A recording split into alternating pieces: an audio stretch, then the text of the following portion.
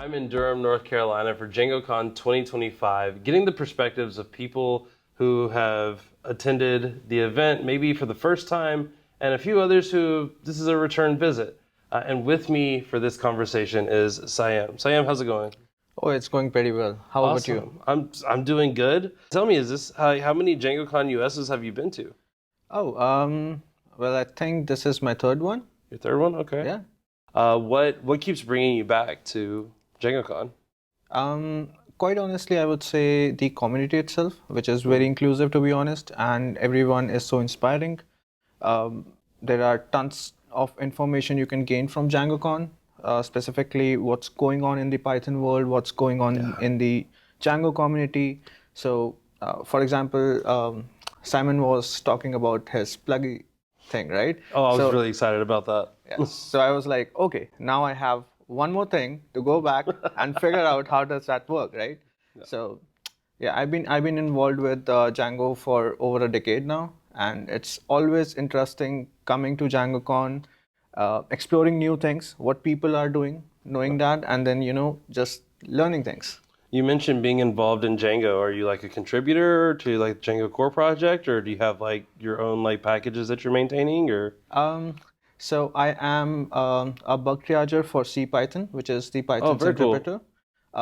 I've been a contributor to Core Django, and I am maintainer of DjangoProject.com. Wow, so like you're not just like in the Django community itself, but like also like the greater Python community. Oh, yeah. Have you been to many events like outside of like Django cons as well, or? I've been to a few PyCons. I've been in the organizing committee of PyCon India for more than 3 years. Okay.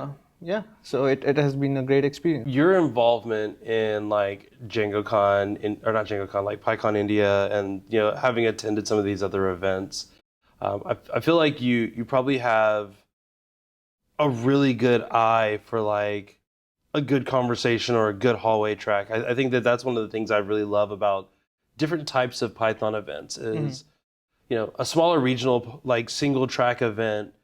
The hallway track feels like it's invaded constantly by talks, but then like, these larger events like PyCon US, like you're always walking 5 or 10 minutes to the next talk, or walking through the expo hall and like having a conversation with someone. Do you feel like you're more of like, I want to go check out all the talks, or do you feel like you really want to take time in the hallway and like connect with people? Well, I don't have anything in mind like, okay, I want to go to all the talks. I don't feel like it's a good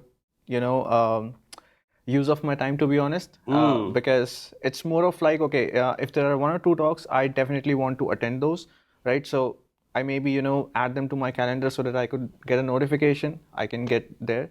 But otherwise, I do focus like, if there are talks that I cannot somehow attend to, or if I have some other things to do, I just make sure I can always go and watch them online. However, the main thing I like about DjangoCon is you get to meet a lot of people, right? Yeah. So I think that really helps. Yeah. So I just go around, meet people, tell them what I am doing, know more about them, what they are doing, and then tend to learn, what other people are actually doing in the community. Because DjangoCon is a place where, you really realize that how diverse the community is. So both in terms of the people and the projects they are doing. So that really makes it, a really good place to hang out with people, know what they are doing. Yeah. So you mentioned like all the different things that you do. Like, have you considered giving a talk at DjangoCon? Have you spoken at DjangoCon before? Oh yeah, I have spoken at DjangoCon. I've actually spoken in 2018 and then in 2022. Okay. So yeah. Cool. I think it's always interesting, like speakers. I've spoken at one DjangoCon, and then I'll give like a lightning talk at DjangoCon. I'm more of a lightning talk person myself. The acceptance rate is higher, for Django. So for those that don't know, like when you do a lightning talk, it's like a 5-minute talk.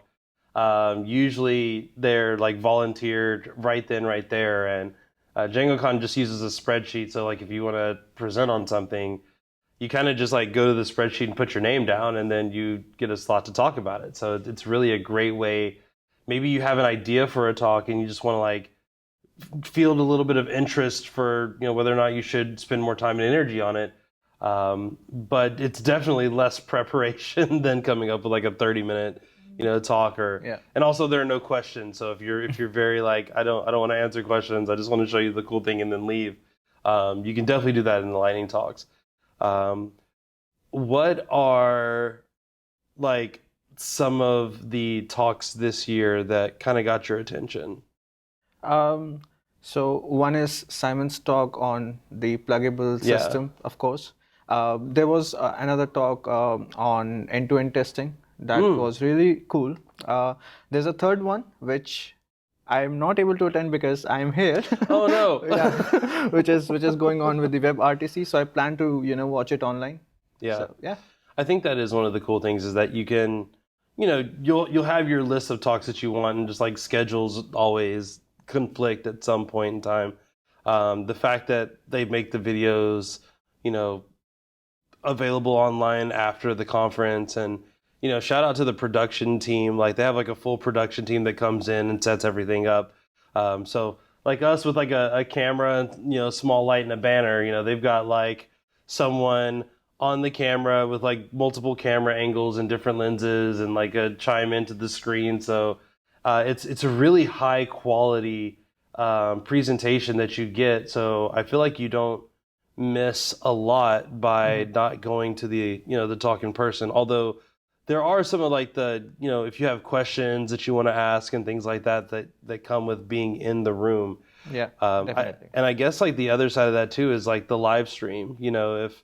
If you're not able to actually attend in person, we don't talk about this a lot because we're here, but they have an entire live stream where you can watch the conference virtually, and that does require, we have to pay for those things, but at the same time, like they work really hard to have the Slack community there and active, but they're also working to make sure that the stream quality is good and that you don't feel like you're getting like the second rate product. Like it's just as important as the in-person event itself.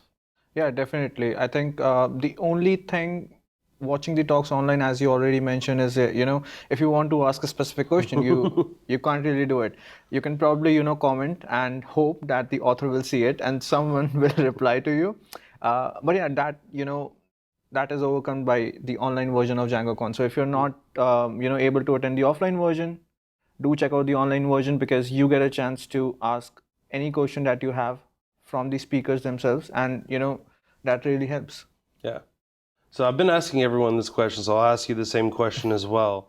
So this is the last year that we're in Durham, which I'm sad about because Durham's close. For me, travel-wise, it's easy, but also Durham, I'm just like fall in love with the city. Like it's a really cool city. What are some of the things that you hope to get out of either a venue or just from the event itself? Uh, from the event, I would say, so one of the best things I like about DjangoCon are the sprints. So I'm always and always looking forward to sprints because that gives me an opportunity to, meet other open source fellows, learn from them, see what they are doing, see if I am interested in something that they are doing, and then I can, go and contribute.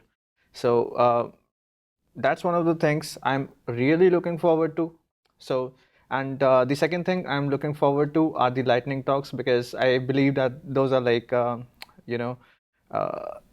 best thing about the conference because you get to learn a lot of things in a very short span of time, and that indicates like, okay, how diverse the community is, how diverse the projects they are doing, and not only on the technical side of things, but also on the non-technical side of things you tend to learn a lot with the lightning talks. Awesome. Well, what advice would you give our friends here who might be considering joining us for DjangoCon US 2025?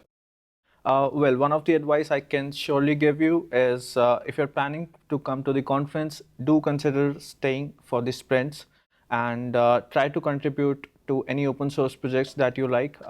One of the best things I can tell you is pick up a project that you use in daily life, and that's the way you won't lose motivation ever to contribute to that particular project.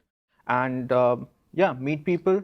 Um, and I know like contributing to open source seems a very daunting task at first, but believe me, just start small, and over the time, you won't even realize, but your smaller contributions just adds up, and you'll be making a great impact. That's awesome. I hope you take some of that advice, and I also hope that we'll catch you at DjangoCon 2025. But thank you so much for joining me in the Yeah, conversation. thank you so much for interviewing me. Absolutely. We'll see you next time.